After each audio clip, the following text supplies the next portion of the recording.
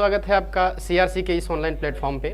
आज हम बात करेंगे वैदिक सभ्यता के अगले सीरीज की। जैसा कि आपको मालूम है, हमने 2 वीडियो इस सीरीज में अभी अपलोड कर दिया है।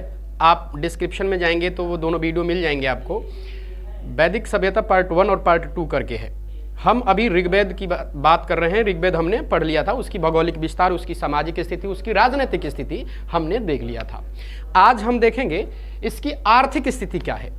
आर्थिक स्थिति का मतलब उस वक्त यानी कि ऋग्वैदिक काल में लोग किस तरह से अपना जीवन यापन करते थे, उसमें अर्थ का समावेश था, वो किस तरह से था, उनकी दिनचर्या कैसे चलती थी, अर्थव्यवस्था क्या थी, उस वक्त की आर्थिक स्थिति क्या थी। आज हम इसी को देखेंगे। आज की वीडियो आर्थिक और धार्मिक दोनों पे आधारित होगी। आइए हम देखते हैं आर्थिक स्थिति के बारे में। देखिए दोस्तों, आर्थिक स्थिति की बात करें तो ये हम खूब भली भांति जानते हैं कि जो आर्य लोग थे उनकी संस्कृति क्या थी। उनकी संस्कृति थी कबीलाई और ग्रामीण। सिंधु सभ्यता के लोग नगरीय थे, शहरी थे। ये लोग क्या थे? ग्रामीण थे, यानी कि बिल्कुल देहाती। इनकी जो संस्कृति थी देहाती थी और कबीलाई थी। ये लोग जो अपना जीवन यापन करते थे पशु के पालन करके, जबकि आप जानते हैं सिंधु सभ्यता के लोग ना कृषि को प्रधानता देते थे। ये लोग, इन लोगों की पेशा क्या थी? पशुपालन प्रथम पेशा थी, बाद में यानी कि कृषि दूसरे स्थान पे आती थी इनके यहाँ, यानी कि ऋग्वैदिक काल में। इनके लिए पवित्र पशु गाय मानी जाती थी। पवित्र पशु गाय मानी जाती थी। और गाय को क्या कहा जाता है? अघन्या। अघन्या का मतलब होता है वैसा पशु जो मारा जाने योग्य नहीं हो, यानी कि जिसका वध नहीं किया जा सके, वैसे पशु को अघन्या कहा जाता था। और इसको न मारने योग्य पशु कहते थे। अगर आपको मालूम है कि अगर कोई लोग किसी का मृत्यु या कोई मर्डर कर देता है तो मर्डर कर देने में जाहिर सी बात है लोगों पे केस हो जाती है या एफआईआर दर्ज हो जाता है, पुलिस कार्रवाई शुरू हो जाती है। उस वक्त ऋग्वैदिक काल में यदि हम या कोई भी व्यक्ति गाय को घायल करने की कोशिश करता हो या गाय को मार देने की कोशिश करता हो, उस व्यक्ति को फांसी या देश से निकाल देने की प्रथा थी। यानी कि अगर गाय को आप मारने की कोशिश करेंगे या गाय को घायल करने की कोशिश करेंगे तो आपको देश से निकाल दिया जाएगा या आपको मृत्युदंड दी जाएगी। तो गाय इतनी पवित्र और इतनी महत्वपूर्ण थी ऋग्वैदिक काल में। ये इतनी महत्वपूर्ण थी कि लोग अपने जीवन यापन के लिए कीमती चीज़ों के रूप में इस्तेमाल करते थे, यानी कि विनिमय, सामान को लेना हो या देना हो, अदला बदली करने के लिए गाय का इस्तेमाल करते थे। हालांकि गाय के साथ साथ घोड़ों का भी इस्तेमाल होता था। घोड़ा भी उस वक्त के महत्वपूर्ण पशु में आते थे, गाय और घोड़ा। विनिमय की बात करें तो विनिमय के लिए घोड़ा और गाय के साथ साथ निष्क क्या है? विनिमय का क्या मतलब है? विनिमय का मतलब होता है कि जीवन यापन करने के लिए आप गाय के बदले वे वस्तुएं ले लें जो आपकी जरूरत है। उस वक्त ना सामान के लिए विनिमय पद्धति चलती थी, अदला बदली चलता था। सामान का बदल लेना गाय से, घोड़े से या निष्क से। निष्क एक क्या था? सोने की धातु या आभूषण या सोने का टुकड़ा, इससे भी विनिमय का काम चलता था। जैसे आज हम पैसा ले जाते हैं बाजार में और पैसा देकर उससे क्या बदल के ले आते हैं? जो हमारी जरूरत की चीजें होती हैं वो खरीद के ले आते हैं। उस वक्त क्या था? ये उस वक्त घोड़ा, गाय और निष्क था, विनिमय के साधन थे। गाय को अष्टकर्णी भी कहा जाता था। अब देखिए, अष्टकर्णी कहने से क्या तात्पर्य है? अष्टकर्णी कहा जाता था, इसका मतलब है कि ये गाय के ऊपर अधिकार सूचक शब्द है अष्टकर्णी। और अष्ट मतलब 8 होता है। और इससे यह अनुमान लगाया जाता था कि ये लोग अंक गणित जानते थे, अंकों के बारे में जानते, तभी तो यहां अष्ट का इस्तेमाल किया गया। तो अष्टकर्णी, तो अष्ट से अंकों का ज्ञान होने का अनुमान लगाया जाता है ऋग्वैदिक काल में। अब देखिए, गाय को गविष्ठ भी बोलते थे।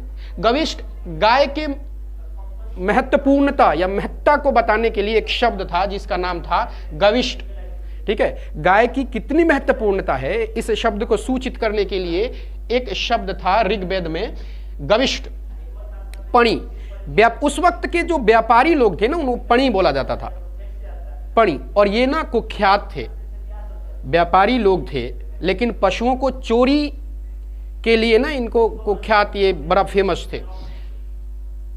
अगर पशुओं की चोरी की बात के, पशु चोर किसको कहते थे? वो पणी नाम के व्यापारी थे। पणी यानी कि व्यापारी को ही पणी कहा जाता था और ये पशुओं को चुरा लेते थे, इसके लिए कुख्यात थे। ठीक है।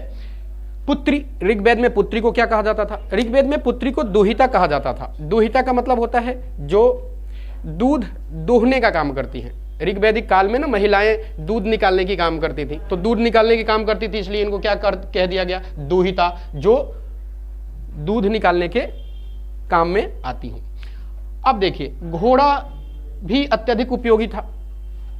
वहां उस वक्त ना घोड़े पे लोग भ्रमण करते थे, इसलिए घोड़ा बहुत महत्वपूर्ण पशु था। इसके अलावा भी गाय, भैंस, बैल, बकरी, ऊंट, ये सारी चीजें महत्वपूर्ण पशु में आते थे।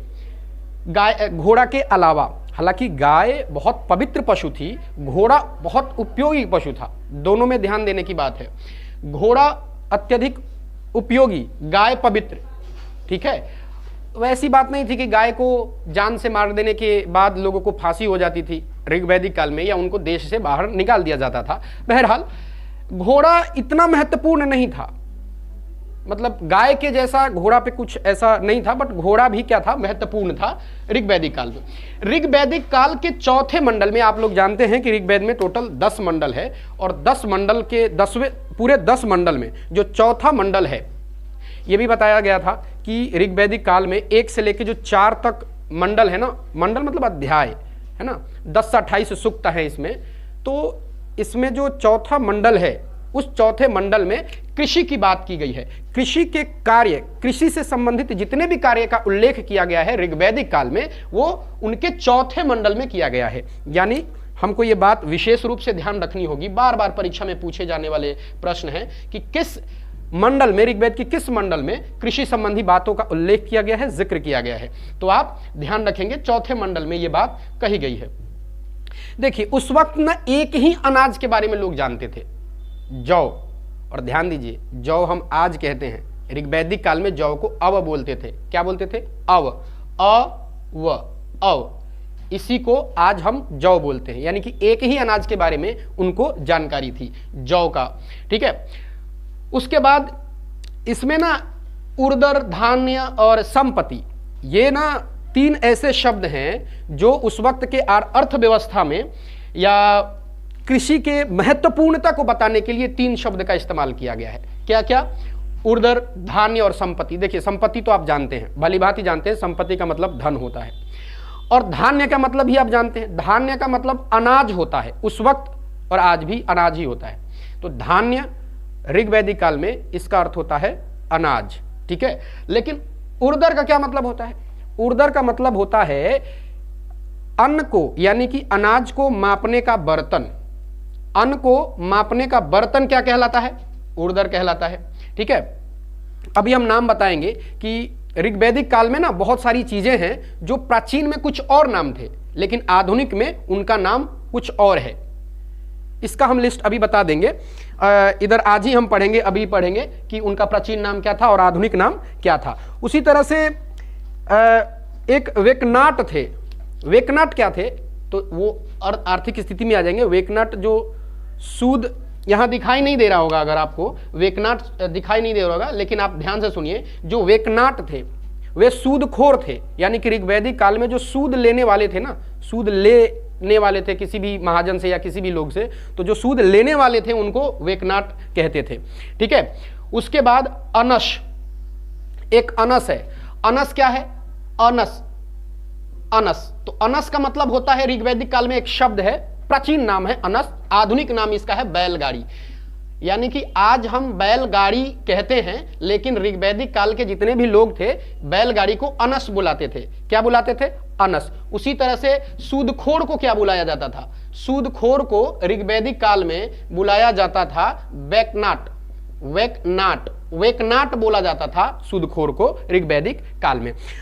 अब देखिए, एक और बात बड़ा महत्वपूर्ण है कि उस वक्त ना धातु का इस्तेमाल किया गया था। धातु का इस्तेमाल किया गया था उस वक्त। तो 2 शब्द थे धातु के लिए। एक आयस नाम का शब्द था धातु के लिए उस वक्त अयस इस्तेमाल किया जाता था और अनुमान लगाया गया कि अयस जो है धातु है, और संभवतः दो धातु के लिए एक अयस का इस्तेमाल किया गया था। एक था तांबा और एक था दूसरा था कांसा। तांबा कॉपर और कांसा ब्रॉन्ज। तो कांसे और तांबे के लिए अयस नाम का इस्तेमाल किया गया, यानी कि शब्द क्या था, अयस। ठीक है। ऋग वैदिक काल के लोग ना बढ़ई, बुनकर, चर्मकार, कुम्हार, रथकार आदि, उस वक्त के शिल्प की बात करें तो रथ बनाने वाले भी थे, कुम्हार थे जो आज हम जानते हैं बर्तन वगैरह बनाते हैं, बढ़ई थे, बुनकर थे, ये ऋग्वेद में इस्तेमाल किए गए हैं। एक बात बड़ी गौर से ध्यान देने वाली है कि इस काल में ना लोग लोहे से परिचित नहीं थे। इस काल में लोग लोहे से परिचित नहीं थे, ध्यान दीजिएगा बड़ा, इसलिए मैंने रेड से इंडिकेट किया है ना। कई बार पूछा जाता है कि ऋग्वैदिक काल के लोग परिचित थे, 4 ऑप्शन, उसमें लोहा होता है तो डायरेक्ट एलिमिनेट कर दीजिएगा। ऋग्वैदिक काल के लोग लोहे से परिचित नहीं थे। हाँ, तांबा और कांसे, इन दोनों के लिए अयस शब्द का इस्तेमाल किया जाता था। संभवतः ही अनुमान, चूंकि इतिहास है और प्राचीन काल है तो जो भी चीजें हैं ना हमारे पास साहित्यिक स्रोत और उत्खनन के वजह से है, इसलिए हम अनुमानतः या संभवतः कहते हैं कि जो अयस शब्द है वो तांबा और कांसा के लिए इस्तेमाल किया गया। अब बात कर लेते हैं कि ऋग्वैदिक काल में बहुत सारे ऐसे प्राचीनतम, बहुत पुराने शब्द हैं जो आधुनिक काल में उसका नाम अलग है, तो इसका जिक्र कर लेते हैं। हर एक एग्जाम में ये यहां से एक प्रश्न रहता है, बड़ा इंपॉर्टेंट है, प्राचीन नाम पूछ देता है, ऋग्वैदिक काल के जो नाम होंगे और उसका आधुनिक में हम क्या इस्तेमाल करते हैं, इस बात का जिक्र एक बार कर लेते हैं। देखिए, उर्वरा ये तो मिलता जुलता है, आप जानते हैं क्या, उपजाऊ भूमि को बोलते हैं उर्वरा। ऋग्वेद में उर्वरा इस्तेमाल करते थे और आधुनिक नाम क्या है, उपजाऊ भूमि। उसी तरह से आंगलसीर को क्या कहते हैं, हल। आंगलसीर को हल कहते हैं, आंगलसीर को हल। ब्रिक है ना, ब्रिक बैल को कहते थे, वृषभ भी कहते हैं, ब्रिक बैल को कहते हैं। करीप और शकृत, ध्यान से सुनिए, करीप और शकृत ये गोबर के खाद को कहते हैं, बड़ा इंपॉर्टेंट है। गोबर के खाद को क्या बोलते थे ऋग्वेद में, करीप या शकृत। ठीक है। अब सीता जी का नाम बताया जाता था कि जनक जी ने हल से, तो हल के निचले पोर्शन को सीता कहा जाता था, इसलिए सीता का नाम सीता पड़ा क्योंकि हल से जोतने पे निकली थी, है ना। ऐसे कथाएं हैं, दंत कथाएं हैं, लोग ऐसे कहते हैं। हालांकि ऋग्वैदिक काल में सीता को क्या कहा जाता था, हल की बनी नालियां। तो हल की जो बनी नालियां होती है ना, उसको क्या बोला जाता था, सीता, ऋग्वैदिक काल में। ठीक है।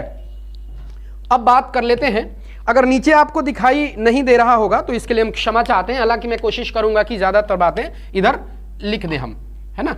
जैसे मैंने अभी बात की सीता, हल की बनी नालियां। फिर अवल क्या होता है, आज का कुआं, जिसे इनार कहते हैं देशज भाषा में, कुआं या कूप, इसको उस वक्त क्या कहते हैं, अनल कहते थे। ऋग्वैदिक काल में क्या कहते हैं, कुआं या कूप को अनल। उसी तरह किवाश है, किवाश को क्या बोलते हैं, हलवाह। जैसे हम लोग देशी भाषा में ना, देशज में हल को हर बोलते हैं, तो हर चलाने वाले को क्या बोलते हैं, हरवाह, है ना। हरवाह एक अपभ्रंशित और देशज शब्द है, जबकि हर नहीं होता, हल होता है, और हल चलाने वाले को हलवाह कहा जाता था। और उस वक्त हलवाह को, यानी कि ऋग्वैदिक काल में हलवाह को क्या बोलते थे, किवाश। क्या बोलते थे, किवाश। ध्यान रखिएगा, हलवाह को किवाश बोला जाता था। उसी तरह बादल को क्या बोलते थे, बादल को वो पर्जन्य बोलते थे, पर्जन्य, बादल को पर्जन्य बोलते थे, घाटा जिसको हम बोलते हैं, है ना। उर्दर, अनाज नापने का जो बर्तन होता था, पात्र होता था, उसको उर्दर बोलते हैं। तक्षण का मतलब होता है बढ़ई, आज हम तक्षण बोलते हैं। बढ़ई को क्या बोलते हैं, बढ़ई को उस वक्त बोलते थे तक्षण। जो तक्षण शब्द है ऋग्वैदिक काल के शब्द हैं, और जो बढ़ई शब्द है वो आधुनिक काल के शब्द हैं। उसी तरह से भीषज, आपको हम पहले भी बता चुके हैं। भीषज को क्या कहते हैं, भीषज को वैद बोलते हैं। ऋग्वैदिक काल में जो भीषज होते थे, इनको डॉक्टर, आज का डॉक्टर जो है ना, वैद, उनको ऋग्वैदिक काल में क्या बोलते थे, भीषज बोलते थे। ठीक है। एक होता है कुसीद। कुसीद क्या है, बलि देने की प्रथा है। कुसीद यहां लिख देता हूं, कुसीद कुशीद जो है बलि देने की प्रथा है, बलि देने की प्रथा, बलि देने की प्रथा या ऋण लेने को हम क्या कहते थे? कुशीद। जो ऋण लेने वाला था ना उसको कुशीद बोलते थे या बलि देने की प्रथा भी कहते थे। तो ये हमारा आर्थिक, आप कहिएगा कि सर ये सारी चीजें तो प्राचीन नाम थी, आर्थिक स्थिति में बताने की क्या जरूरत है? तो देख लीजिए भैया, आर्थिक स्थिति में बताने की जरूरत ये है, ये वे सारी चीजें हैं जिन पर एक मानव का पूरा आर्थिक व्यवस्था, जितनी भी चीजें हैं जिनसे वो लेन देन और विनिमय प्रक्रिया को संपन्न करते थे, उन सारी चीजों में इनका इस्तेमाल होता था। तो ये तो ऋग्वैदिक नाम है ना, तो इसके आधुनिक नाम तो जानने होंगे। अब अर्थव्यवस्था किन किन बातों पे निर्भर करती है भाई? खेती पे निर्भर करती है, जो अनाज निकलेगा उस पे निर्भर करती है, पशु पे निर्भर करती है, जो व्यापारी सूद लेते हैं, ऋण लेते हैं, ऋण देने की प्रक्रिया, ये सारी चीजें अर्थव्यवस्था में आती है। तो इन बातों को जान लेना जरूरी है कि इनका प्राचीन नाम क्या था और आधुनिक नाम क्या था। अब हम बात करेंगे, चलिए अब हम देखेंगे धार्मिक स्थिति के बारे में। ठीक है, धार्मिक स्थिति में हम ये देख लेते हैं। देखिए, एक तो बात पहले समझ लीजिए, जब ऋग्वैदिक काल में ना, ऋग्वैदिक जो आर्य थे उन्होंने देखा कि भाई पहाड़ है, पर्वत है या नदियां हैं, बारिश है, बादल है, अग्नि है, ये सब कौन है? जब इन बातों को वो समझ नहीं पाए, प्राकृतिक शक्तियों को वो समझ नहीं पाए, तो उनको क्या मान लिया? उन्होंने भगवान मान लिया। तो भगवान के रूप में उनको देखने लगे, जितनी भी प्राकृतिक शक्तियां थी ना वो भगवान के रूप में देखने लगे, और उनको ना मानव जैसा कल्पना उन्होंने किया था, और सारी जितनी भी प्राकृतिक शक्तियां हैं उन सभी को ये ईश्वर या भगवान मानने लगे। ठीक है, आइए अब देख लेते हैं एक बार धार्मिक स्थिति में इसमें क्या है। धार्मिक कर्मकांड का जो उद्देश्य होता था ना, इनका भौतिक सुख बढ़ाने के लिए होता था। जैसे पुत्र की प्राप्ति हो जाए, पशु की प्राप्ति हो जाए, पुत्र की प्राप्ति हो जाए, ये भौतिक सुखों को बढ़ाने के लिए ये धार्मिक कर्मकांड करते थे। और इनकी विधि क्या करते थे? उसमें ये यज्ञ करते थे, पुत्र की प्राप्ति के लिए यज्ञ करते थे, प्रार्थना करते थे, इन सब सारी चीजों को ये करते थे धार्मिक कर्मकांड में। हालांकि ये बहुदेववादी थे, है ना, बहुदेववादी थे। बहुदेववादी होते हुए भी ये एकेश्वरवाद में विश्वास करते थे। सभी देवता थे लेकिन एक प्राकृतिक थी ना, सारी शक्तियां जो थी, जितने भी देवता थे, किसी न किसी प्राकृतिक चीज़ों की प्रतिनिधि करते थे। जैसे बादल के प्रतिनिधि, या इनके सेनापति के रूप में, या अग्नि का, या चिकित्सक, मतलब एक प्रतिनिधि थे, प्राकृतिक शक्तियों का प्रतिनिधि के रूप में देखा जाता था। तो बहुदेववादी थे होते हुए भी एकेश्वरवाद में विश्वास करते थे। एकेश्वरवाद का मतलब एक ईश्वर पर विश्वास। इनके बहुत देवता थे जरूर, लेकिन ये सभी देवताओं की शक्ति एक में मानते थे, एकेश्वरवाद में विश्वास करते थे। अनेक देवताओं का अस्तित्व है, बहुत सारे देवता के इसमें अस्तित्व हैं। ऋग्वैदिक काल के आर्य ये मानते थे कि बहुत सारे देवता हैं, लेकिन आपको मालूम है देवियों का अस्तित्व, देवियों का अभाव दिखा। देवता इस ऋग्वैदिक काल में ना देवताओं का प्रभुत्व दिखा, लेकिन देवियों का अभाव है। इस ऋग्वैदिक काल के धार्मिक स्थिति की बात करें तो देवियों का क्या था? अभाव था। ठीक है, सभी देवता, जितने भी देवता थे, अभी हमने बात की, क्या थे? प्राकृतिक शक्तियों के प्रतीक थे। और प्राकृतिक शक्तियों के हिसाब से, प्राकृतिक प्रतिनिधि के हिसाब से ना देवताओं को 3 भागों में डिवाइड किया गया, 3 श्रेणी में बांट दिया गया। जितने भी देवता थे ना प्रकृति के हिसाब से, तो जो चीजें प्रकृति से मिलती थी उस प्रकृति के हिसाब से देवताओं को 3 श्रेणी में बांट दिया गया। ये 3 श्रेणी क्या है? देखिए, एक तो आकाश के देवता, यानी कि जितने भी चीजें प्राकृतिक रूप से आकाश में दिखती थीं, आकाश के देवता, तो उनको आकाश के देवता मान लिया। अंतरिक्ष, कुछ देवताओं को ये अंतरिक्ष के देवता माने और कुछ देवताओं को इन्होंने पृथ्वी के देवता माने। जो आकाश के देवता थे उनमें सूर्य आ जाते थे, धौस आ जाते थे, वरुण, मित्र, पूषण, विष्णु, सविता, आदित्य, उष्मा, अश्विन, ये सब कौन से थे? आकाश के देवता थे। फिर से एक बार देख लीजिए, आकाश के देवता, मैंने कहा कि प्राकृतिक प्रतिनिधित्व के हिसाब से इन्होंने देवताओं की श्रेणी बांट दी।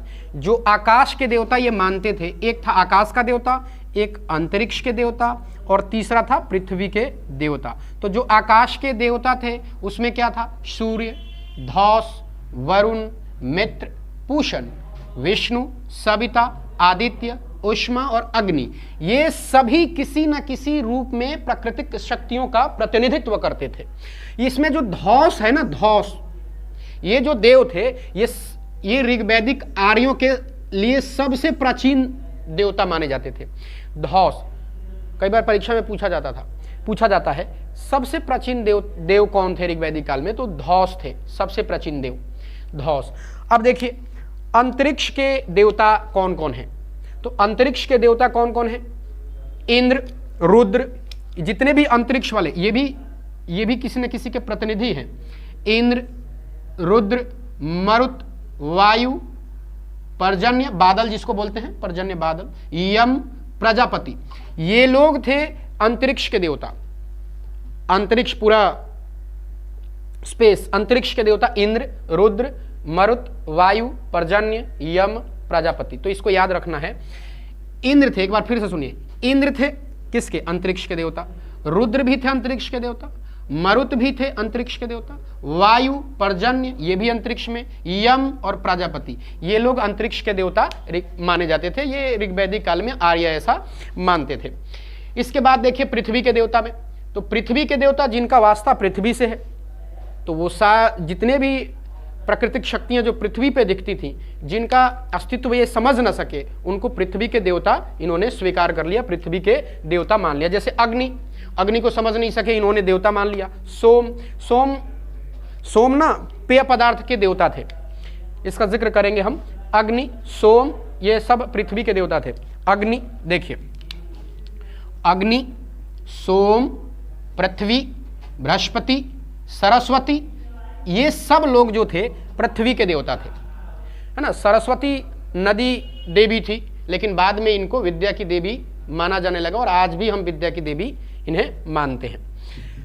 अब बात कर लेते हैं ऋग्वेद की कुछ और इंपॉर्टेंट चीजों की जो आर्यों के लिए माना जाता था। देखिए ऋग्वेद में ना पुरंदर किलो को जीतने वाला, पुरंदर का मतलब होता है किलो को जीतने वाला, और पुरंदर इंद्र को कहते थे। इंद्र भगवान को ना पुरंदर कहा जाता था, किलों पर विजय प्राप्त करने वाला।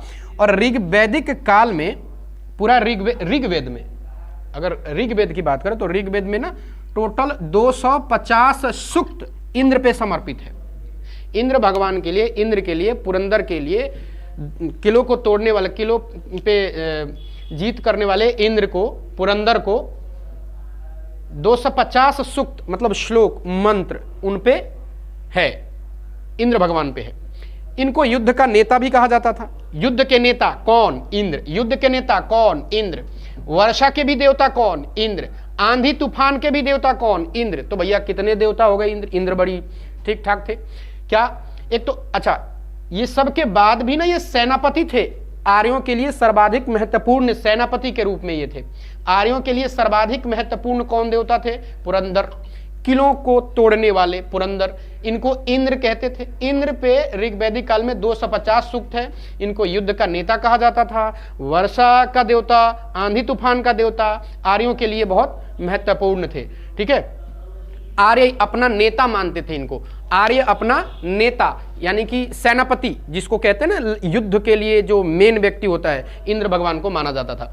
दूसरे जो महत्वपूर्ण देवता थे, इंद्र बहुत महत्वपूर्ण है, सभी देवताओं से ज्यादा महत्वपूर्णता आर्य इनको पुरंदर को देते थे, यानी कि इंद्र को देते थे।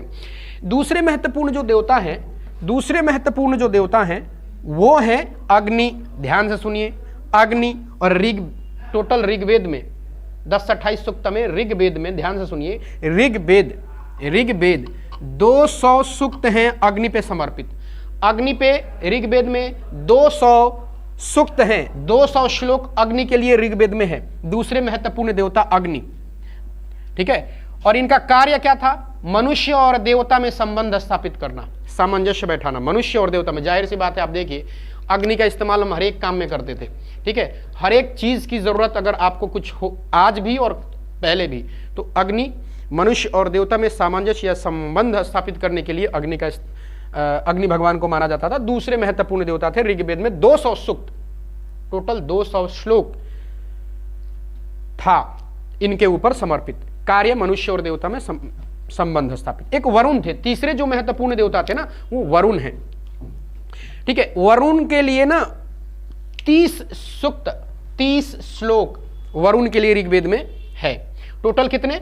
30 श्लोक वरुण देव के लिए जिनको जल का प्रतिनिधि बोला गया या जलनिधि का नेता बोला गया या जलनिधि के प्रतिनिधित्व जो करते थे, जल निधि के जो प्रतिनिधित्व करते थे वो थे वरुण। और वरुण के लिए ऋग्वैदिक काल में टोटल 30 सूक्त है या श्लोक हैं, ठीक है, मंत्र हैं। इनको ऋतस्य गोपा भी कहा जाता था। ऋतस्य गोपा, जलनिधि ऋतस्य गोपा भी कहा जाता था। ध्यान रखिए, वरुण को ऋतस्य गोपा यहां लिखा भी गया है, ऋतस्य गोपा भी वरुण देव को कहा जाता था। गायत्री मंत्र आपने सुना होगा, गायत्री मंत्र ये सविता सूर्य को समर्पित है। गायत्री मंत्र सूर्य, सविता, सवित्री या सविता या सूर्य, इनके लिए समर्पित है गायत्री मंत्र। गायत्री मंत्र के लेखक थे विश्वामित्र जी। आपको मालूम है विश्वामित्र जी बहुत गुस्से में रहते थे। विश्वामित्र ने लिखा था सविता सूर्य के लिए, गायत्री मंत्र ये ना ऋग्वेद के तीसरे मंडल में वर्णित है। ध्यान से सुनिए, बड़ा इंपॉर्टेंट चीज है। ऋग्वेद के तीसरे मंडल में सूर्य को समर्पित मंत्र गायत्री मंत्र है, ठीक है। ऋग्वेद के तीसरे मंडल में विश्वामित्र जी ने गायत्री मंत्र को लिखा था। अब सुनिए, अब आगे देख लेते हैं। सोम, ये भी एक देवता थे। ये सोम देवता ना पेय पदार्थ के देवता थे, है ना, पीने वाले पदार्थ जो सूरा बोलते थे जिनको, मद्यपान करने वाला। तो सोम एक पेय पदार्थ, नशा करने वाला, सीधा पेय पदार्थ का देवता। इनका वर्णन ऋग्वेद के 9वें मंडल में किया गया है। 9वें मंडल में सोम देवता का जिक्र किया गया है। सरस्वती नदी की देवी थी, हमने अभी बात किया। सरस्वती नदी के लिए बड़ा पवित्र देवी मानी जाती थी, है ना। और ये जो सरस्वती माता हैं, जो आज विद्या की देवी हो गई, तो बाद में ना सरस्वती जी को जो नदी की देवी थी वैदिक काल में, उन्हीं को कालांतर में बाद में जैसे जैसे समय बीतता गया उनको विद्या की देवी माना जाने लगा। देखिए, ऋग्वैदिक काल में आर्य ना मूर्ति पूजा नहीं करते थे, इसलिए मैंने इस बात को बिल्कुल ही खंडन कर दिया है। मूर्ति पूजा आर्य नहीं करते थे, आर्य मूर्ति पूजा नहीं करते थे। ध्यान रखिएगा, आर्य मूर्ति पूजा नहीं करते थे। पूषण एक देवता थे, पूषण। तो पूषण देवता पशुओं के देवता थे। पूषण किसके देवता थे? पशुओं के देव। कौन? पूषण। पू से प से पशु और पू से पूषण, तो पशुओं के देवता थे पूषण। और उत्तर वैदिक काल में ना, जब हम इसके बाद ये सीरीज जब खत्म होगा, यानी कि ये सीरीज आपका ऋग्वैदिक काल का था, अब हम उत्तर वैदिक काल पढ़ेंगे। ये पूर्व वैदिक है, अब उत्तर वैदिक करेंगे, जब 1000 ईसा पूर्व से लेकर 600 ईसा पूर्व तक की कहानी अब पढ़ेंगे अगले वीडियो में। तो उसमें जब हम पढ़ेंगे ना, तो उत्तर वैदिक काल में ना इनको शूद्र के देवता बोला गया, शूद्रों के देव के रूप में जाना गया। हालांकि ये पूषण पशुओं के देवता हैं अभी ऋग्वैदिक काल में, ठीक है। चलिए, एक थे रुद्र। रुद्र का नाम जानते हैं, भगवान शंकर। कहीं कहीं ना रुद्र को शिव या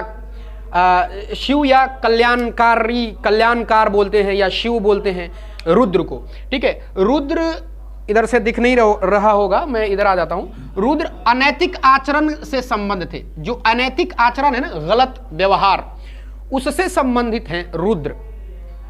चिकित्सा संरक्षक भी थे ये, चिकित्सा के संरक्षक भी थे। चिकित्सक जितने भी है ना, उनके संरक्षक थे रुद्र। हॉलर एक विद्वान थे। हॉलर ने कहा, हॉलर एक विद्वान थे। रुद्र को शिव भी कहते हैं, कल्याणकार भी कहते हैं। कहीं कहीं जिक्र इनका शिव और कल्याणकार भी मिलता है। और ये चिकित्सक के संरक्षक भी थे, अनैतिक आचरण के लिए संबंधित थे। हॉलर एक विद्वान थे। हॉलर ने कहा था कि ये जो रुद्र हैं वो एक यूनानी देवता है जिनका नाम है अपोलो। एक यूनानी देवता है जिनका एक नाम है अपोलो। अपोलो से तुलना, अपोलो की बराबरी या अपोलो के समान जिस देवता का तुलना किया था हॉलर ने, वो थे रुद्र या शिव। कभी कभी शिव मिलता है, ठीक है। एक थे जंगल की देवी। अब सुन लीजिए मैंने क्या बोला था। रुद्र अनैतिक आचरण से संबंधित थे, चिकित्सक के संरक्षक थे, कल्याणकार भी इनको कहा जाता था, रुद्र को शिव भी कहा जाता था, है ना। अब सुनिए, इन्हीं रुद्र को हॉलर ने यूनानी देवता के बराबर या समान बताया है, तुलना किया। तो ध्यान रखिएगा, हॉलर एक विद्वान था जिन्होंने यूनानी देवता अपोलो से तुलना किससे किया है, रुद्र का। अब देखिए, जंगल की देवी को बोला जाता है अरण्यनी, अरण्यनी बोला जाता है जंगल की देवी को, अरण्यनी जंगल की देवी, ठीक है। और एक और बात जो बड़ा महत्वपूर्ण है, ध्यान देने योग्य है कि जो पहला मंडल है, ऋग्वेद में टोटल 10 मंडल है, तो जो पहला मंडल है और 10वां मंडल है ये सबसे बाद में लिखा गया। बिल्कुल साफ साफ सुन लीजिए, ऋग्वेद के जो प्रथम मंडल है और जो 10वां मंडल है, फर्स्ट और 10th, पहला और 10वां, ये सबसे बाद में लिखा गया है, ये सबसे बाद में लिखा गया है। ऋग्वेद के पहले और 10वें मंडल सबसे बाद में लिखा गया है, ध्यान रखिए। चलिए, तो ये थी हमारी पूरी पूर्व वैदिक या ऋग वैदिक काल की पूरी कहानी, ठीक है। किसी भी चीज को पढ़ने के लिए आपको ये चाहिए कि आप हर एक परिप्रेक्ष्य से देखें, हर एक एंगल से देखें, समझ रहे हैं। मतलब उसके भौगोलिक विस्तार, सामाजिक स्थिति, राजनीतिक स्थिति, उसके धार्मिक स्थिति, सारे परिप्रेक्ष्य से पढ़ लेते हैं ना तो कुछ छूटता नहीं है, ठीक है। अब इसके बाद आपको किसी चीज की जरूरत नहीं है, आप प्रैक्टिस सेट उठाइए, अंधाधुन ऋग वैदिक से लगाइए, कोई दिक्कत नहीं आने वाली, ठीक है। इससे पहले के 2 वीडियो हैं वो आपको इसके डिस्क्रिप्शन में दे दिया जाएगा, आप उसे जरूर देखें।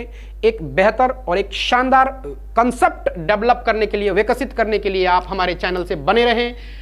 अगर ये वीडियो आपको पसंद आए तो आप इसे शेयर, लाइक, सब्सक्राइब जरूर कर दें, बेल आइकन को दबाना बिल्कुल ना भूलें। और अब हम आगे उत्तर वैदिक काल के साथ आपको अगले वीडियो में मिलते हैं, तब तक के लिए शुक्रिया, जय हिंद।